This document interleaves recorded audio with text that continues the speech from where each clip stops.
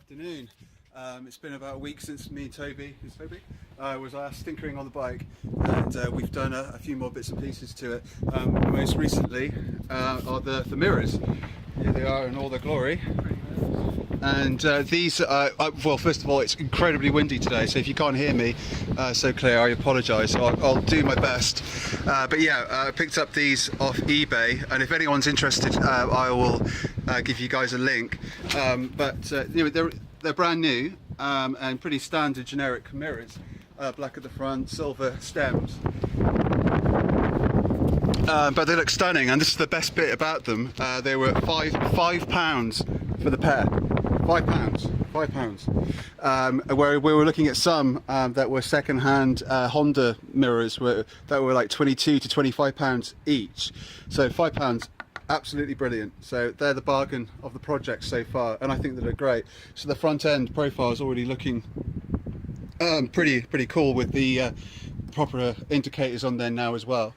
But as I said, we're back here, and Toby's working away on the back part of the bike with some new Allen keys. No, actually, luckily had some already. So oh, okay. Just didn't have the right tool with me last time. So okay, cool. So yeah, managed to get all the bolts out. So he's literally taken off the tail cowl.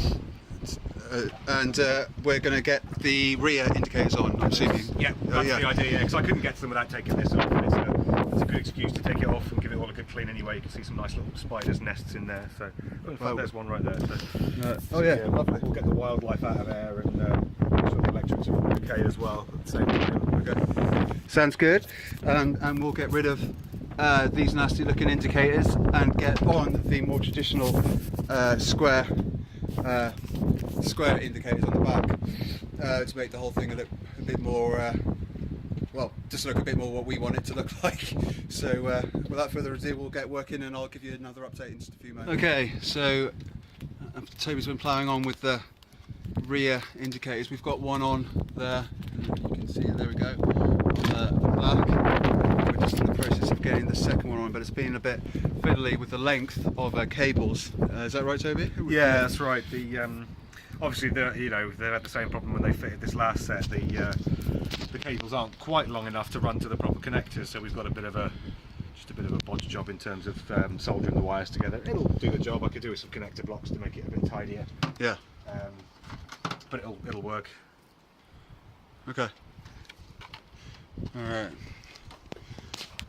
And we can tidy it up with the tape we've got here. It's not ideal, but I think it'll do, right? And we can tape it down and make it tidy. Into... Yeah, well, I'll get some proper electrical tape and stuff, and we'll get it all sort of tidied up. But you know, like I said, it can go together for now, and the tidy up bits can be done afterwards. So no major stress there. All right, cool stuff.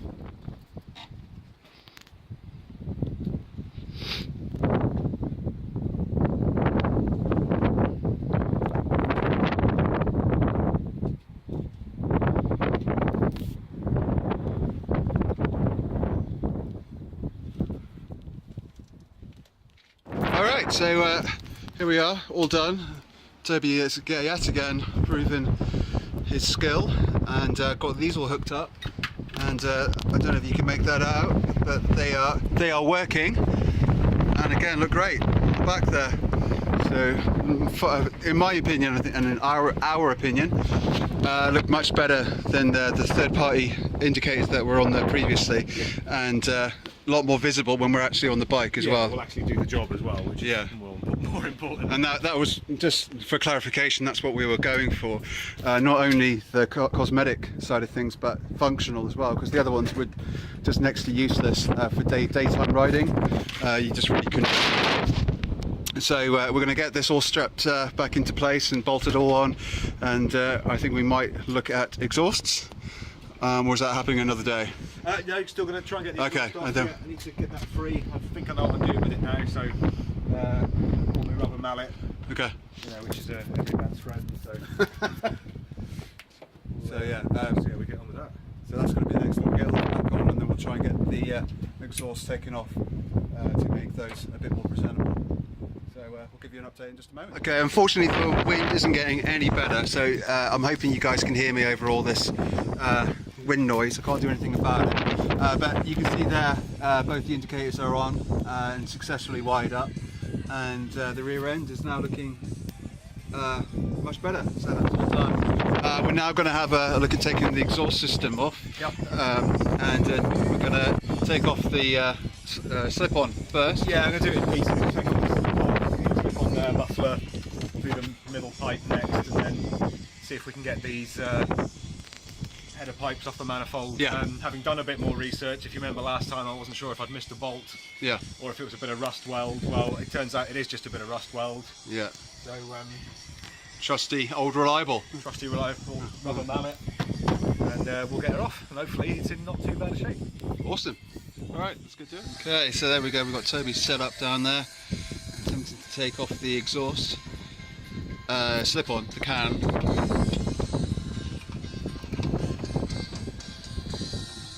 And as you can probably see, we haven't got much space to do all this in, so he's doing a really good job under the circumstances. All right, as you can see, Toby's got the system loose.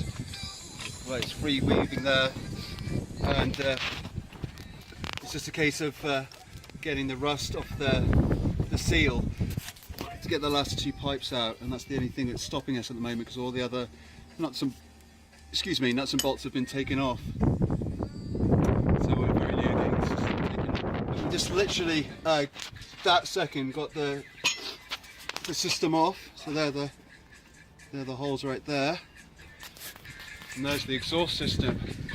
Yes, so a little bit rusty, as you can see, but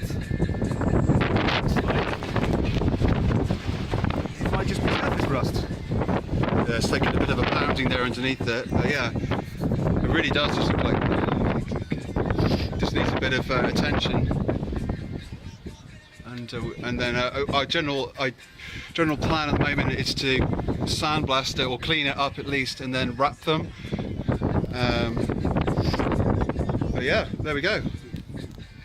Exhaust off.